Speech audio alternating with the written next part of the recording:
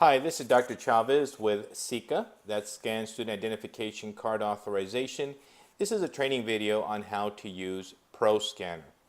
So let's go ahead and log into Proscanner. So make sure you type in your URL proscanner.org. And there's some things just to keep in mind when you are processing students or scanning students. You should only have one device open, so you don't want to have a smartphone, a tablet, and proscanner.org. If you are a teacher in the classroom, I do recommend just to use proscanner.org. If you don't have credentials to log in to Proscanner, make sure you talk to your administrator so that way he or she can provide you your credentials to log in. So make sure that you use the username that was provided by your administrator. It is case sensitive, so make sure that if there's a period for Mr. or Mrs., if it is capitalized, make sure it is identical. Also, you want to make sure that the password is inputted just as the administrator has given it to you. So once you log in, you're going to see right away the buttons that you're able to view. In this situation, I'm able to view 4 buttons. But before we go into the buttons, we want to go into settings. We want to make sure everything is turned off. This last one here, if you want to see all of your history of scans that you have done, make sure that you leave this as off, because if you leave it on, when you log out, it will clear the logs for you. And that doesn't mean that they're gone forever. It just means that the administrator at your school site is able to view the scans and you're not. So sometimes a teacher would only want to have the scans for the day. You will leave this on so that way you can see what scans you've done. But if you want to see them there forever, just turn it off and they will be there forever for you. History, this is where you're going to see all of your scans that you've had. Buttons, this is where you're going to have the 4 buttons that I can see for my account.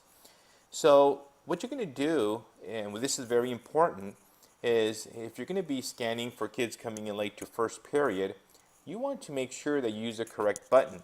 Because if you use the incorrect button, then what's going to happen is that the text message or the email will go out with the incorrect button information.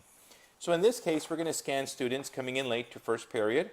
You could actually click anywhere here, including this area here.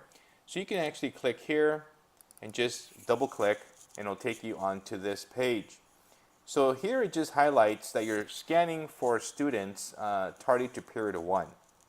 If that is incorrect, just click change and you can actually come back and select the correct button. But we're doing tardy to first period. Now here what you want to do, let's say you have a student come in late. You want to type in his ID number, 727230, as in this example, and you want to click on Lookup.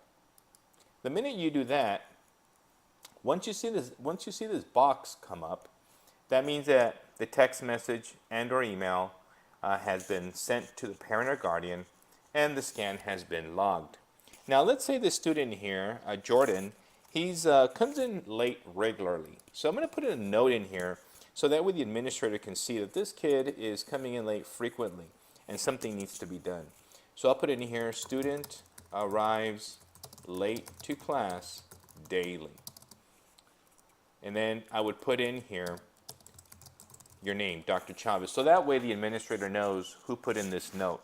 And keep in mind that this kid, this student, anybody who scans him in late will also be able to see your notes. Because the minute we click save, then what happens is that immediately this note now has been added for everybody to see. So if you go into history, you'll actually see the scan that you did. Okay?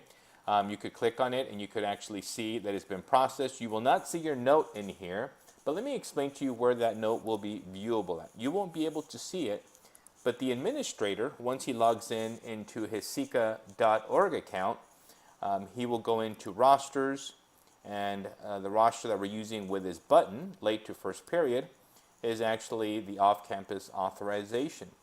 So we would actually put in his ID again here, 230. We would search for him. Here we have Jordan. And if we actually come down, we can actually see that note that the teacher put in. Student arrives late to class daily, Dr. Chavez. So as an administrator, I know that Dr. Chavez is having issues with this student in class. He arrives late frequently, and something needs to be done. Maybe a conference with the parent, a phone call on behalf of the assistant principal. But now that you're sending a text to the parent, they're going to be aware that the student is arriving late. So working together will help to correct this problem. Once the student is arriving on time, then you're able to take that off, just click save, and now that note is actually gone from Jordan. So if you have any questions in regards to using Proscanner, keep in mind that you could always contact us. Here is the email address, support@sika.org. That email goes directly to myself, to Dr. Chavez, and I'll be more than happy to answer any questions that you may have. Once you're done using Proscanner, make sure you log out so that way no students come in and send a text message to a parent that shouldn't be received. So make sure you log out, and once you're ready to log in again, feel free to log in and process a student accordingly with the button of your choice. Well, thank you for watching the video. If you have any questions, once again, it's support@sika.org. My name is Dr. Chavez. My phone number is 559-393-7322 if you have any questions. Take care, and we'll talk soon. Bye.